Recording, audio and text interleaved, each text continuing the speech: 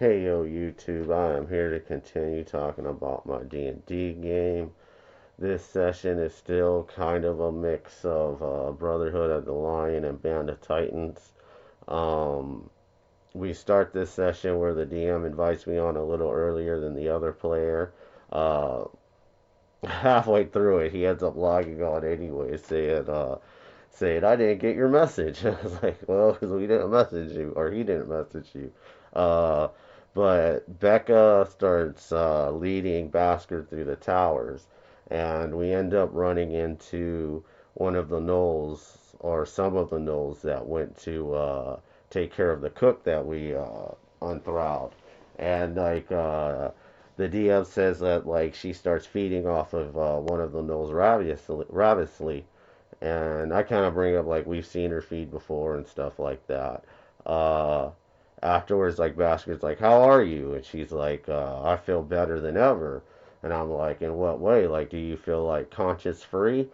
And and she's like, "Yeah." And then like she says like a few things that I'm already getting the impression that this isn't Becca. Like she says that she was trapped in the empty for centuries until like a girl came and opened her red door. Or she might have just said door. I've been watching the Insidious movies.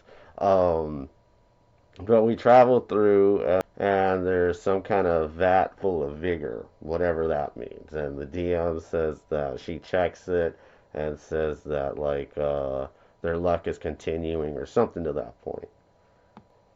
Or I guess she says her fortune continues. And this time it does say ice.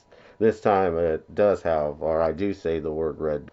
But she says the red door was open. She was able to find her way in, and that the world we brought her to, she was able to find her kind again. And she says something about wanting to rule from a pauper vigor like her ancestors did, and how these ones were wasted on the mongrel gnolls and Flynn's.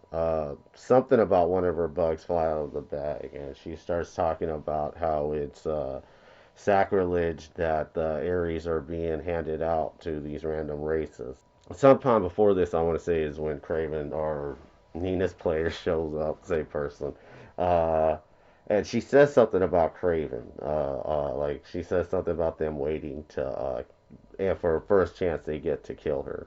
And she asks Basker if she wants her to recall him or travel through the spear with her, and he says yeah, and or he says that he wants to travel through the spear, and she summons a flyer, and they get on it and fly off. And a little bit before that, she kind of said like the matriarchs wouldn't have been defeated if they weren't Flynn's. Uh, And while we're flying, I guess she says that she'll be able to eventually be able to make her own flyers and her own lieutenants and her own Ares. And apparently it was an orb, not a spear. So we switch back to Hellfire and the three other females, the Seer,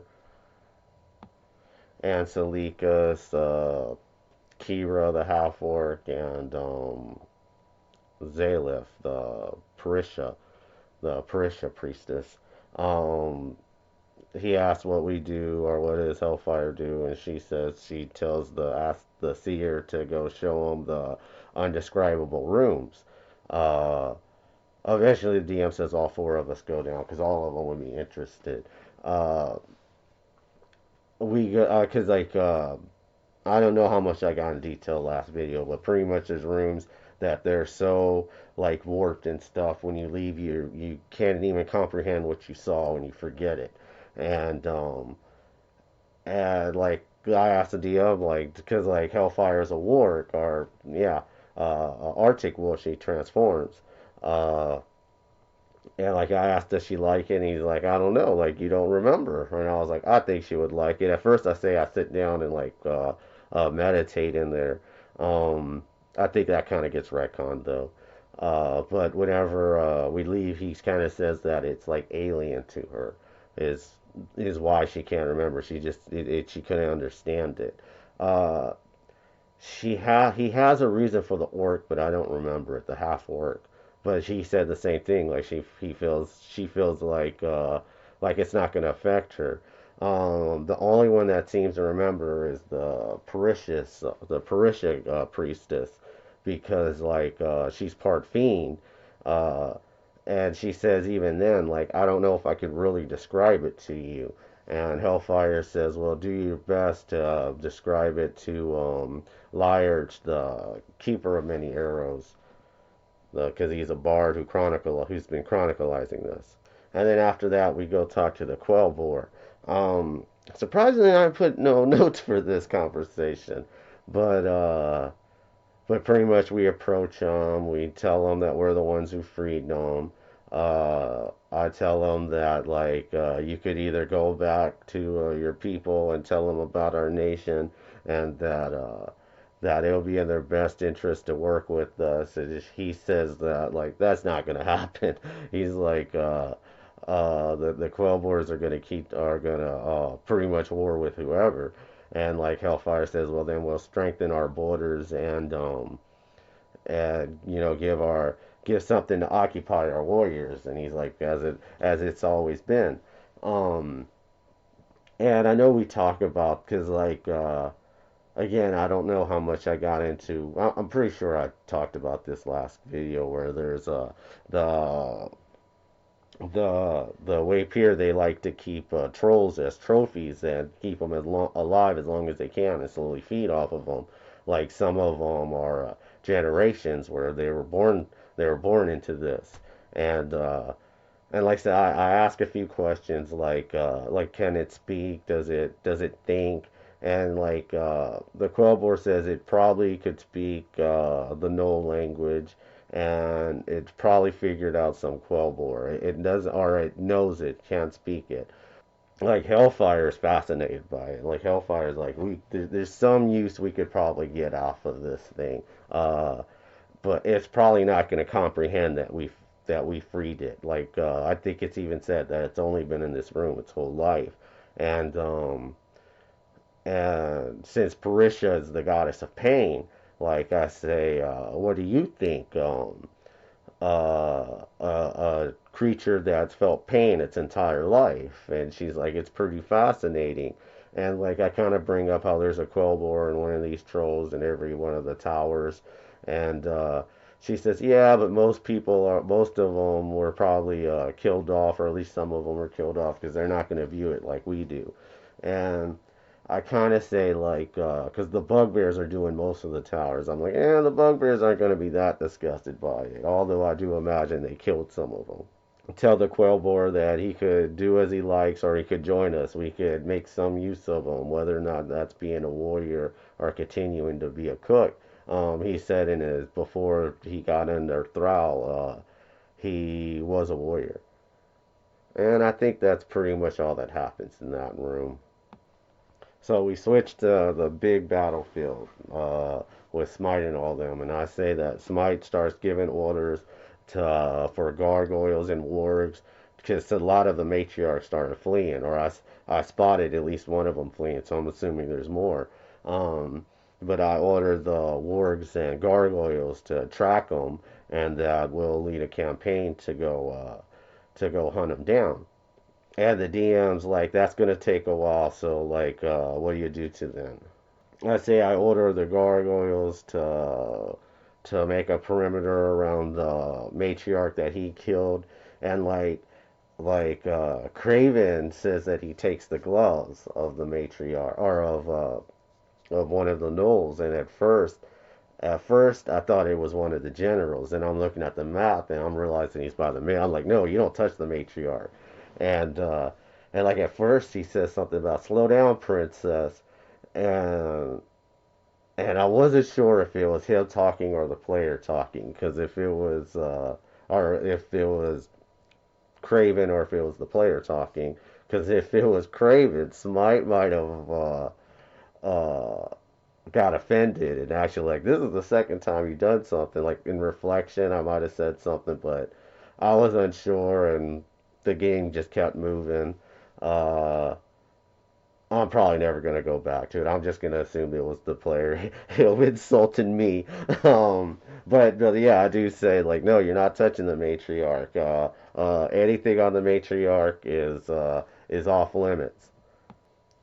And I get some reports, and here it says five, but I'm pretty sure later on it says that six of the matriarchs were killed. Um, Nina starts taking samples of the the generals, the flyers. Actually, at first, I don't think she does the flyers. She just does like the general, and she like asks permission to do the matriarch, and I say okay.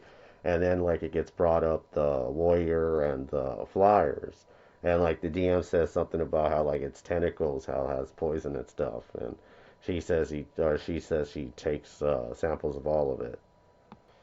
And like she starts talking to Nina starts talking to Maravik, talking about how this is gonna change the landscape, and she's like the landscape changed the moment Smite had his vision, and I think this is when she brings up the you didn't do the warrior or the flyer, and I believe there's more to the conversation, but that's all I got and remember. But it goes through some more of the report. 57 of the lieutenants dead, and most of the warriors are dead. Uh, and this might be when Kronja, the male Wapier, shows up. Because that might be why they added another matriarch dead. Because like he pretty much says he lost all his lieutenants and he lost all his warriors. He says he got a drop on the matriarch and his warriors ended up killing several of their warriors. He says he went directly at Lady Shirira. I like my notes for this conversation end there, but there's more to it. I'm pretty sure he says that he kills her, and he says that his top lieutenant took out a bunch of lieutenants, and eventually he ended up going up against I believe he says the top matriarch, and he ends up getting defeated during that battle. Uh, and he says like he needs to replace his lieutenants and warriors and stuff. Um, he says something about how he's going to use flints this time. He's going to use females instead of males. Smite kind of asks, "Oh, would you be interested in doing something outside of Knowles?" And he's like maybe, but truth be told, all of my lieutenants are under my thrall, and I don't think any of y'all would want me to do that to your warriors and stuff, your soldiers. And like Smite's like, well, it's a big kingdom, and maybe someone will become loyal to you like the Mongrel Man will. All right, I guess his warrior went at Lady Shirira, which is the top no. Uh, and then after that, now I'm pretty sure my notes are wrong here. I say Nina, but I'm pretty sure I'm talking about Naomi. Naomi ends up approaching Maravik and asks if you heard anything about Craven saying something about going home.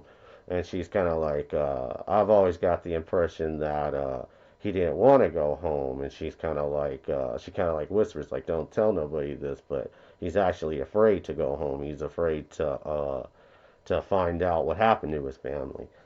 They go back and forth, but besides that, not much besides what I just told you. And I do believe they start talking about the topic of the witch again, how that's uh Eridina's main goal, how pretty much she'll stop doing anything if it's to pursue that mission. And Margallo comes back and makes a report to Smite, says that they were able to take down two more of the matriarchs. Pretty much, he says that one of the flyers were injured, and the Margoyles went from pursuing to hunting, and were able to take it down. And then one of the other ones ended up crashing, and the wargs took it over. So that's eight of the matriarchs dead.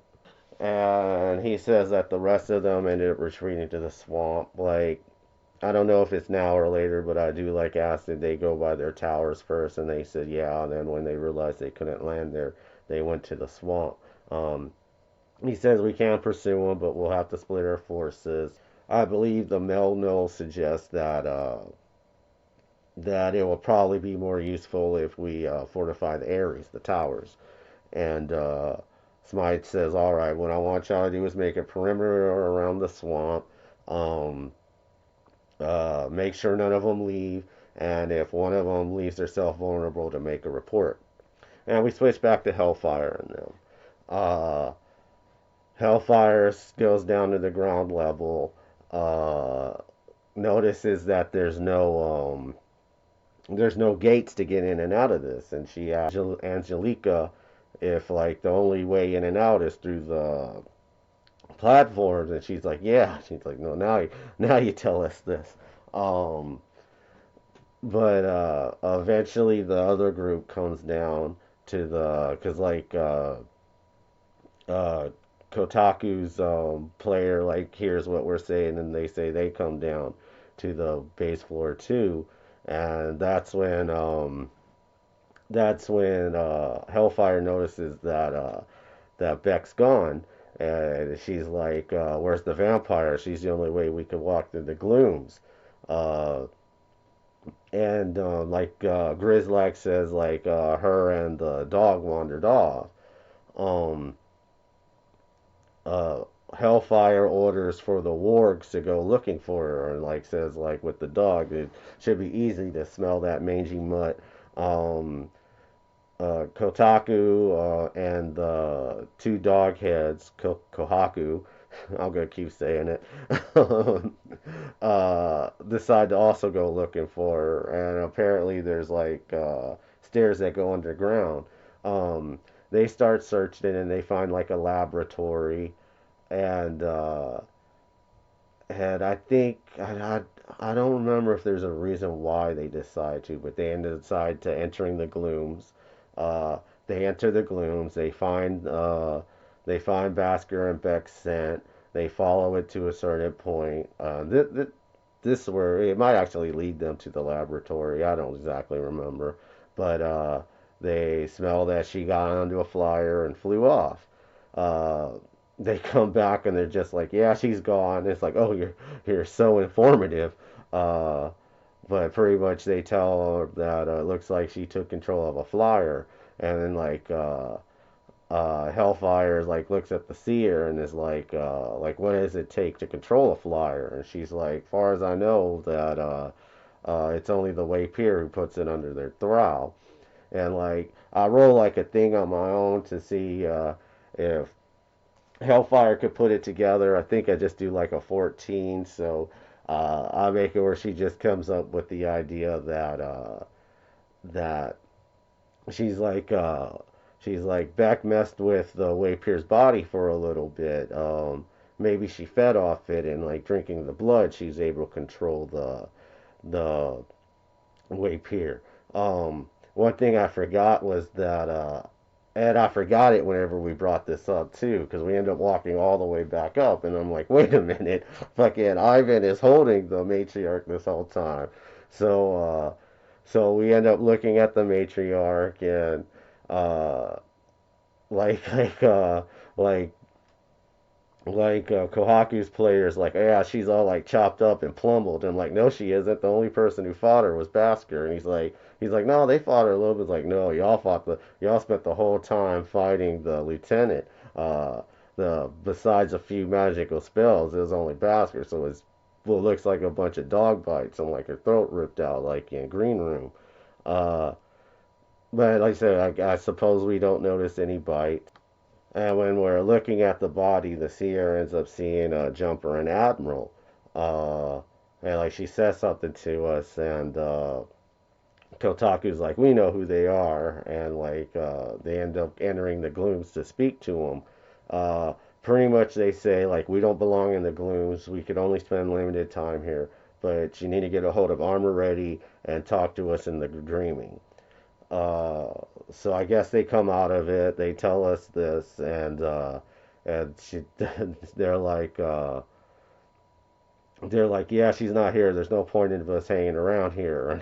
And like Hellfire's like, uh, Hellfire really doesn't care for the most part. Her job is to secure this temple. Like I almost say, because like he says something about how leaving through the floor or leaving through the ground floor, and we bring up like there's no door there. We could only go in and out through the glooms. And Kotaku and the Dogheads were able to go through the glooms on their own. So like I almost say like go ahead, go find your friend. I don't care. Uh, but I want to say the orc sorcerer or wizard or whatever she is. Actually, I don't know that. Um, she's some kind of caster. She says that she could make a teleporter and she makes a teleporter and she stays, but like her and I know her and Hellfire stay, but I want to say pretty much everyone goes because later on, the orc that went with us is in the big battlefield area, and they end up teleported back to the main battlefield. They talk to Nina and Onyx and pretty much say like, "Hey, something's going on. We can't find Beck. We have to go talk to Armor Ready," and enter the dreaming. Um, it kind of gets asked like, how does Nina react? Well, we also have to get Johan too because his dog's missing, and it kind of gets asked like, how does Nina react? And like whenever he's talking, or whenever Tahaka's talking, at the end, he's like, "So let's go find our Adina," and like he's like, "Nina said that," and it's like, dude, you're terrible at running four characters, um, and like the DM's like, "Yeah, we couldn't tell at all that that was supposed to be Nina who said that last part," um, but they end up teleporting away, and they're like, all right, so we got everybody, and I already know. I'm thinking in my head, like, no, they don't. Uh, but I don't say nothing. And then they teleport, and then, Nina's player gets up to do something, and I'm like, I tell the DM, I'm like, yeah, we're all right, rolled dirty 20 to see if he spots them disappearing. And then, like, when he comes back, like, the DM's like, does Raw Right say anything or do anything? And I step up. I'm like, what the fuck? And he's like, oh shit, we forgot Raw Right. And he's like, Onyx, you're the leader. And I was like, truth be told, as a player, I do the whole time. Uh, and that's K-Fed wise, something's gonna come out of that. To be honest with you. And when we see Armor Ready, she asks, cause whenever we see Nina, she ends up shrieking down the matriarch and puts it in her bag. Does like a spell to make it not rot. And she asks to see it, and she looks at it, and pretty much she's like, "Beck is not Beck." And and I don't know if she says it now because I have a feeling my notes just skipped over it. But pretty much she tells us that whenever Beck saw the ancient vampire that's been teaching her to walk through the glooms, like he's slowly been like putting more of himself into her to where whenever we fought this way Pier and Beck was able to take the egg, she was able to completely take over. Um, Onyx right off the bat is like, we have to keep this secret. We can't even tell the wise ones about this. Like if it gets turned out, if it gets let out that this happened, like Beck won't be able to get trusted. Um, Already's like, well, my bodyguard is Maravic's best friend, so that's gonna be hard. uh, and she also says like, hey, you kind of promised that you were gonna go talk to do trading with the Asai after this, and and I don't remember exactly what Nina's response is. It's kind of like, hey, like things happen, like we can't predict it, and Already says that she sees a path that she's supposed to go on, and it seems like you're straying away from it. Uh, uh, and at some point, Onyx says that we're short a healer on this mission. And she says, what you should do is go talk to the Asai and see if one of the Yellows would come with you because they are healers. And at the same time, she will continue your training. She's like, it's going to be a hard sell, but that's the best thing we could do. Kill two birds with one stone. Um, Onyx says, like, the Asai know our quest of opening our getting to the Wimmick Kingdom. Beck is a part of that. Like maybe that should be what we use. And we get suggested to talk to Anna Zalika because the world we're going to is the one that she's from. And then she also gets told that we should also find Raw Right. we should also get Raw right. Uh, and we kind of struggle tracking down everyone because I know for a while we're not sure because like she goes to get Johan and Raw right, and then realizes what's his name, the orc that guards Armor Ready was where Rawrite already was, or just was, and and he was like, well, I would get them at the same time. I was like, the way it sounds like to me, like you would have known he was there. But it doesn't matter. Eventually, we gather everyone up. Now we also get told that Maravic's from this world too. So between her friend knowing and her being from this world, we ask her to come. And Azalika says that she's not going to go through because, or she can't go through because it's a one-way trip. Like, since she came through on this side, she can't go through going back. And we're going to be the opposite. Like, we could come through, but we can't come back. We're going to have to figure out a new way home. And whenever they told Johan, Johan was like, because like she did a telepathic link to Johan, and Johan says like at first Johan's like I'm on my way, and then she teleports to him, and then uh, whenever whenever Nina tells Johan exactly what's going on, Johan says we gotta find her first because if my uncle finds out what's going on, he finds her before we do, he'll kill her. And Anna Zalika says that on the other side of the orb will be a military base. And Johan kind of breaks down what's going to happen. He's like, so either we're going to go through here and we're going to have to fight a military base, or they're going to be weakened because they just fought back. And and Nina's like, I don't want to fight people that don't have anything to do with this, that are innocent. And Angelica's like, they ain't that innocent. Like they're uh, experimenting, doing research on the orb, and apparently they'll capture people and just send them through. Like that's how she got here. Was she wasn't willing? Like she just got thrown through into this world. And then after this, Nina goes and talks to the Asai. In my opinion, it didn't go too great. She didn't do that great of a job convincing her. Uh, I believe she's with Armoretti, so like whenever she rolls diplomatic, she's like with advantage because I'm with Armoretti, and I'm like more like disadvantage because you did terrible. Uh, but the DM says advantage. I don't remember what she rolled. It was good enough to convince convince one of the Sais that specialize in dream walking to go with her to go talk to Admiral and or yeah Admiral and Jumper. And Asai does some kind of meditation things with Nina, and she rolls like terrible, like three times, or two times, and then the third time she's able to fall asleep. It's said that she's failing because she's being anxious, stuff like that. Uh, when one thing Onyx brings up is like maybe there's unfound doors or way gates on that side of the world we'll be able to find. Um, Whenever they ask this to Admiral and Jumper, they say that there isn't, but what there is other orbs. So like you're not going to be able to come back through this one, but you're going to have to try and find another one and come through there, or find someone that can open up Mobius continuums. I'm not exactly sure what that means, but pretty much we wrap it up there. I do get together with the DM after this because Hellfire's familiar, is helping train or training Armor Ready to become a witch. So he's teaching her hexes. So I'm like, could have he have been on? Could have he have been Armor Ready this whole time? And the DM says yes. And I'm like, well, can we have a conversation Wednesday about it? And he's like, yeah.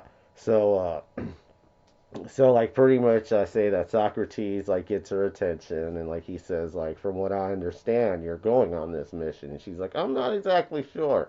um which yeah, I'm not exactly sure if I'm pretty sure when you're talking to Admiral and Jumper, uh they pretty much said Armoretti going to be on this mission. Armoretti's going with you. uh, but I was unsure if Armor Ready was there. Which, thinking back, listening to all of this, I'm pretty sure she was. Uh, um, but like they say, they need to clear that up whether she's going or not. And like Socrates says that your absence will be noticed by the Titans. And if there's one thing that that black-hearted cat was right about, is that the Titans cannot know about this. Um, she says that like Maravik is actually kind of her guardian, so if Maravik disappears and she disappears, it won't really be noticed. Um, Socrates says that the cult of many arrows trusts one above all, even above the cult of Parisha. And he says that this person has a whole army of spellcasters and magical items and a whole kingdom at her access. And he says Jezi Baba. He says Jezi Baba believes in a prophecy that can be heavily interpreted that Beck is a part of. And she's like, you talking about the humans are the prophecy of like, well, pretty much it says that like enemies are standing together, and like one part is like the undead without a beating heart will stand with the undead that has a beating heart. And I want to say something. There's also something about vampires and daywalkers and not daywalkers, something like that. And she's like, yeah, that could be interpreted to be part of this prophecy. Uh, so it's like pretty much we spin it that way. He also says that like she could probably do some kind of polymorph or an illusion magic on it earlier today because we're about to play in a few hours. The DM asked for us to look for pics for the characters who need to be polymorphed. I think I found something for Onyx good. Um, but he also says like Hellfire's one, or that the mission that the Titans were on weren't too different from this one, where they had to find the hag fiend. They couldn't kill her and make sure that the fiend stayed on this plane. Like maybe we could use that one. If not, we could use that one on Basker, because like it gets brought up that we have to separate Basker. Like if Basker fights this group, Basker would take half of us. And that's true because, like I said, Basker fought the matriarch by himself. The rest of the group all fought a lieutenant. There was like 4 or 5 people on a lieutenant. So that's the difference between them. Uh, and he says like we could shoot the wand at Basker. She's like, "What does the wand do again?" And he's like, "It locks something to a certain plane." And and she's like, "Are we trying to get Basker to disappear, not get locked here?" And I'm like, if that's what we need to do, or if that's the only solution, it might end up making him immortal, and that the dwarf won't agree to this.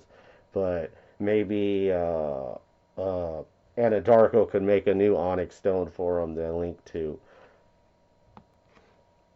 And they pretty much talk a little more, but that's the main things. And then like I do go over some like a meeting that Smite has, but I could wait to talk about that later. So that's pretty much where I'm gonna wrap it up. Future predictions.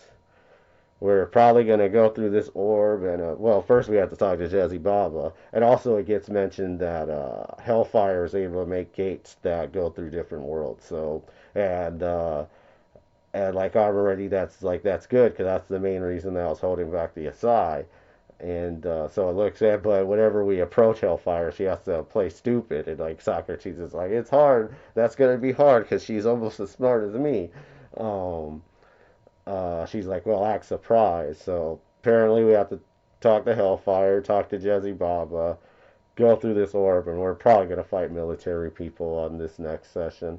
Uh, if you want to see that, check out my next video, and you want to figure everything out that I'm talking about, check out all my videos, and check you later.